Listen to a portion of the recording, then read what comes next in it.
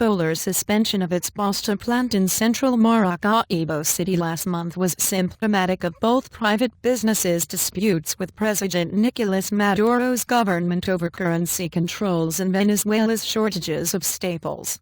And the firm said, however, that a temporary solution had been found thanks to the purchase of 6,000 tons of wheat from the state corporation, which would last for 3 weeks.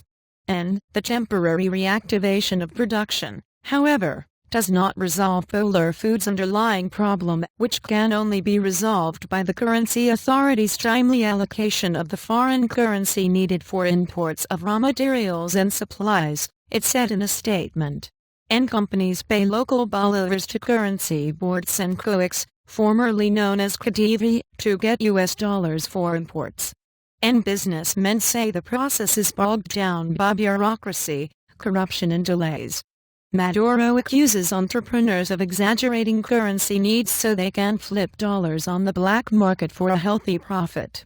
And there was no comment from the government on Polar's statement on Saturday. And the company is famous in Venezuela for making the nation's top-selling beer and a brand of flour used for arepas, the grilled corn dough patty that is another staple food. And it also distributes Pepsi Cola in Venezuela. And Venezuela introduced currency controls in 2003 under the late President Hugo Chavez, who frequently berated Polar and its billionaire owner Lorenzo Mendoza as part of his trademark anti-capitalist rhetoric. And Mendoza met Maduro in February in a high-profile televised meeting in which he and other business leaders appealed for greater flexibility and space for private enterprise in the running of Venezuela's economy. And Venezuelans have been suffering severe shortages of basic products from flour to milk for more than a year. And businessmen say the government has squeezed private enterprise while running state businesses incompetently, while Maduro says a capitalist elite engaged in an economic war are causing the shortages through speculation and hoarding.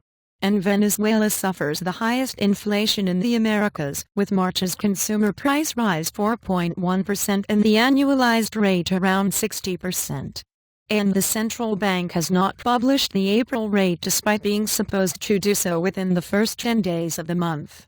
An opposition leader Enrique Capriles, who has leaked correct figures in the past based on his sources in government, said the April rate was 5.7%, taking the 12-month rate to 61.5%, and the worst result for the month of April since 1996.